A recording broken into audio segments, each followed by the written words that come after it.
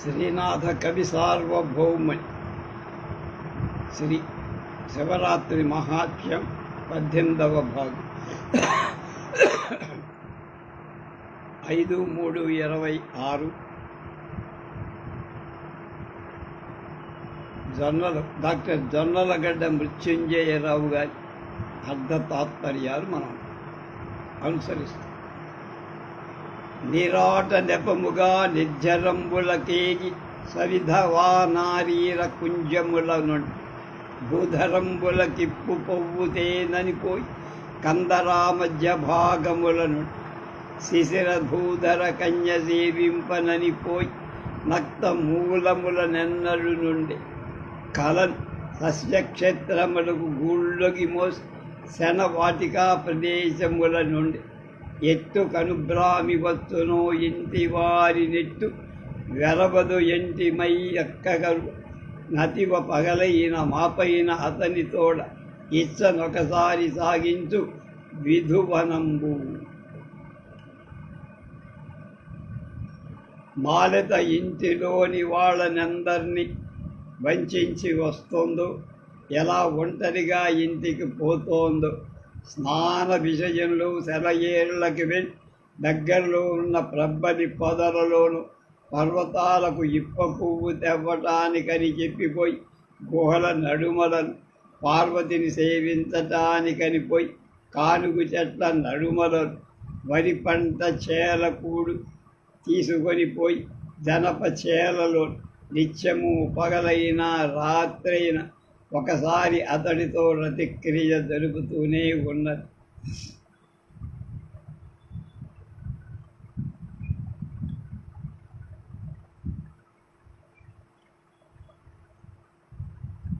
ఒకనాడు ఆ నీచుడైన సుకుమారుడు బోయపల్లెలోని బోయలను కూడా ఏనుగు మాంసాన్ని తినే నట్టి కుక్కలను తీసుకొని వేకువ సమయాన అడవులలో నివ్వరులు తొమ్మెదలు వేరు చేయబడేది.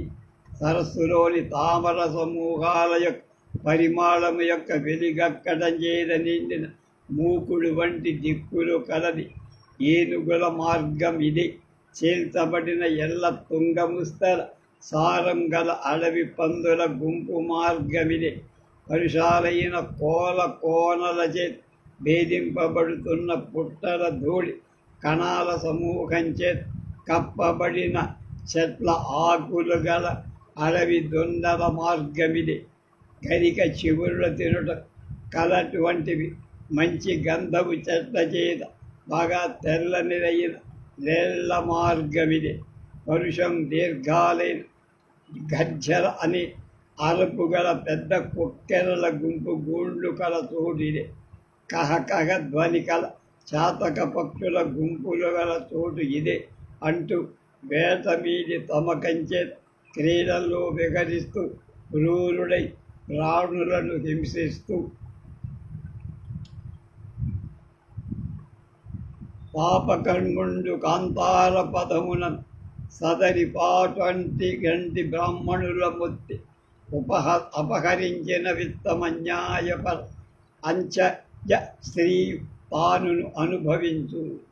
పాపకర్ముడైన సుకుమారుడు అడవిలో తోవగా అకస్మాత్తుగా ఒంటరిగా ఉన్న బ్రాహ్మణుల చావగొట్టి డబ్బులు దొంగరించి అన్యాయపరుడై ఆ అమ్మాయితో తాను సుఖపడుతున్న ఎవ్విధంగా సుకుమారుడు ఈలుగుడి నూల చిగురాకుతో బోడితో నునుపు మనక వచ్చి నొయ్యన మధుమాస వాసరములు వాసితాశోక సత్పుల్ల కేసరములు.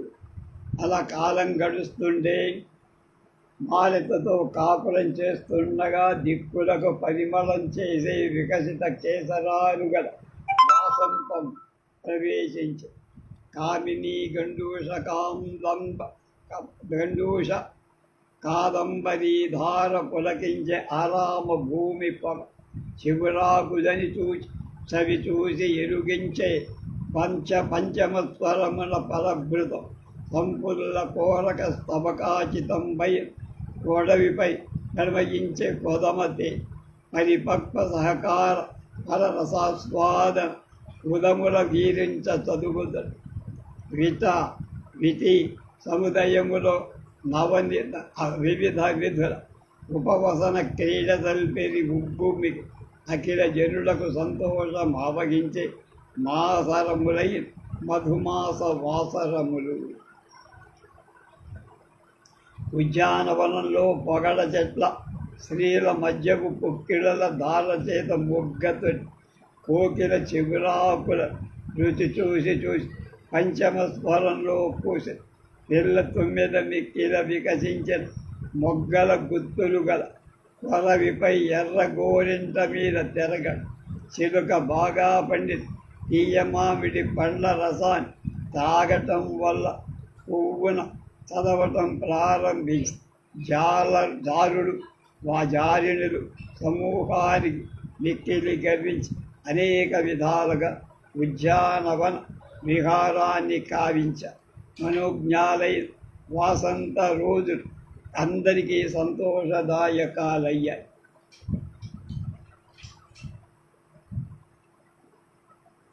ఈ రీతిగా అందరికీ ఇంపు కలిగించే వసంత రోజులలో ఆ పాపిస్తులు మాలెతను వలసి ఇతరం ఎరగక సిగ్గు విడిచి అభిమానం తక్కువ చేసి సద్వంశాన్ని బూడిదలో కలిసి శీలాన్ని విడి అవివేకై కళ్ళు కాన గర్వమతిశయించి సంచరిస్తుండ ఆ చెవి నుండి ఈ చెవికి అతని దుష్టవర్తనాలన్నీ విని అందరి ఎడలా చెప్పుకోవటం ప్రారంభించారు.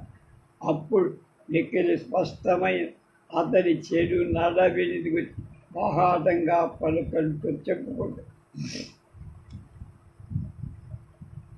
క్రూరాత్ముడితడనగా బోరు చోరుండితడనగా ఇతడు అశుద్ధుడన చారుండితడనగా సుకుమారులకు అపకీర్తి పూర్ణమండలి ప్రబలేను కనుక ఇతడు క్రూరుడు చోరుడు అపవిత్రుడు చెడు నడవడిక కలవ అని సుకుమారుడి పూర్ణమండలంలో అపకీర్తి బాగా వ్యాపించింది.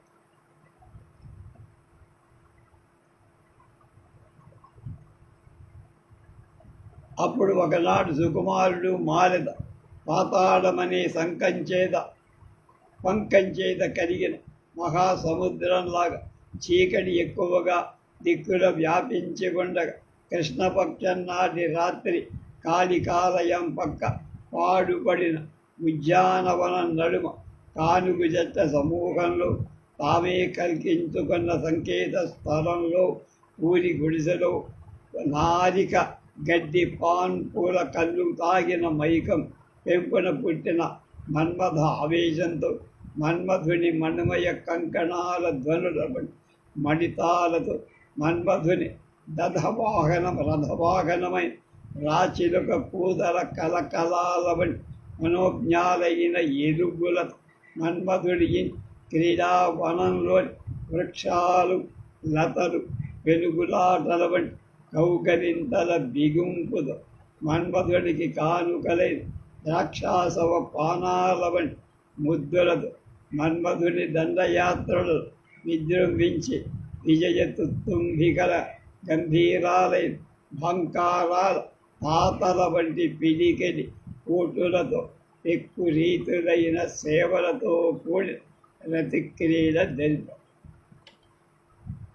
హలాపానమదాతిరేకము అయ్యభ్యాక్షి గంజాఫల ప్రాలంబై నటింపదూకలు నటి ప్రౌఢిన్ స్వగుంపావమున్ దాడీగర్భ పలాస కల్విద ఒక తాటంక చక్ర ద్వయీ డొలాడోలముల మనోభవ భుజాటోపంబు రూపింపగన్ తామరల వంటి కళ్ళుగన ఆ మారె మద్యపానం వల్ల మైకంతో మెడలోని గురివెంద పూసలపై నాట్యం చేస్తుండగా తాటి నడిమి ఆకుతో చెయ్యబడి పెద్ద చెవి కమ్మల వలయాలను దంట ఊయల్లాగా ఊగటం మన్మధుని భుజగర్భం నిరూపించుతుండగా ప్రతిక్రీడా నైపుణ్యంతో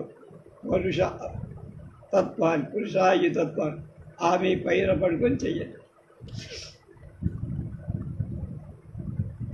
కేల వెనక గాల్గాల గౌగలి వారు చొక్కి సొరత పారవచ్చ నిద్ర చెందిరము నిశ్వాసమారు ప్రమదముల అట్టి సమయమున ఒక నిట్టూర్పు గాలి ఇంకొకరికి సంతోషం కూరుస్తూ ఆ సమయంలో వాడు చేతులతో కాళ్ళతో పెనుగులాడుతుండగా వివసత్వాన్ని కొని రసిపారవశ్యంతో నిద్రపోయి కనియన్ నిద్రపోయి మేలుకొని అంగర్బబ్బలాగాదారి రావపొద్దున వానీర పువ్వు రాల్చుద ముత్తో కంతికింగుడి కొయ్యన గోర్కొయ్య పశ్చిమాచలముడు అయంబూన కచ్చాయని వనమధ్యంబుల బ్రహ్మబంధువు కుటివాసాంతరాళంబునన్ కుటీరావాస సంజుడైన బ్రాహ్మణుడైన సుకుమారుడు కాచ్యాయిని వనం మధ్యలో పర్ణశాలలో అర్ధరాత్రములు నీటి ప్రబ్బలి చెట్లు ఊరాలుస్తున్న సమయం అరుంధతి నక్షత్రంతో కూడి సప్తర్షి మండలంతో కూడి మెల్లగా 6 నక్షత్రాల మండలం అస్తమిస్తుండగా ప్రతి పారవశ సుఖాన్ని పొంది నిద్రపోయారు. ప్రబ్బలుబ్బునట్లుగా గొడలు విరుచుకుంటూ నిద్ర లేచారు.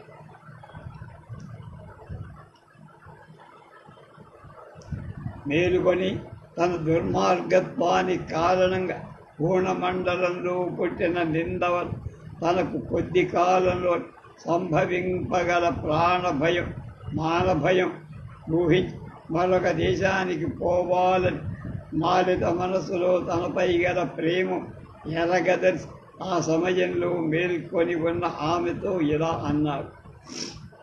నడియును రట్టును రవ్వయు బొడమెన్నాగిపుడు భూమండలిలో పడి తిని ఇతనిట నీ దేశం నడిచి జనం వలయు అకృత విషయంబునకున్. ఇప్పుడు నాకు ఈ హోణమండలంలో అపకీర్తి వచ్చింది కనుక ఈ దేశాన్ని వదిలి ఇంకొక దేశానికి కొత్త దేశానికి వెళ్ళాలి. మగువ పరదేశమునకేగి మగడి వత్తు కొంతకాలము అన్యజింత మడిగి ఉండు నువ్వు పుట్టించి ఎందోర్పుగలి మరలి రాడెట్టు పరదేశి మరగి మగడు. కనుక ఈ అమ్మాయి నేను దేశాంతరం వెళ్ళి కొంతకాలంలో తిరిగి వస్తా. నువ్వు వేరే ఆలోచన పుట్టింటిలో ఓర్పుగా ఉండు. అన్యదేశం వెళ్ళిన భర్త మళ్ళా ఎలా రాకుంటాడు అంటే వస్తాడు. అలా చెప్పగానే పెలుగుపాటు కంటే ఘోరమైన అతని మాటకు మాలిత దిరిసన పువ్వులా మృదువైన తన మనస్సును ఉస్సురంటూ సుఖం పంచి నిట్టూరుస్తూ ఊరకుండదు. అప్పుడేం జరిగింది? ఉభయ పత్రనేత కనుగొరుకయ్య ఉదయించే బాష్పబిందు ధరాసురుండు తను తోడ్కొని పోవ కుపేక్షసేయ అన్న అన్నవదరవింద చక్ర మిథునంబుల అసహ్య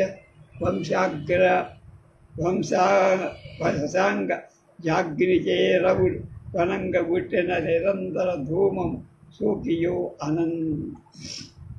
సుకుమారుడు తను వెంట తీసుకుపోవటానికి నిరాకరించగా కలువ వంటి కళ్ళుగా ఆ మాలిత కను తుదలలో బాష్పబిందువులు ఉదయించి కళ్ళకు పొగ సోకటంతో నీరు కారుతూ మాలిత కన్నులకు పొగ తోకటం చేసి అవి నీరు కారుస్తాయి.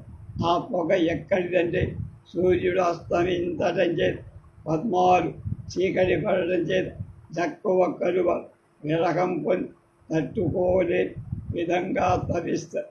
ఆ మన్మధాగ్ని రాజు కొనగా అందుండి నిరంతరం తెల్లవారి వరకు పొగ పుట్టుతుంది. ఆ పొగ సోకటం చేతన అన్నట్టుగా నీటి బిందువులు కారాయి. మిగతా విషయాలు రేపు.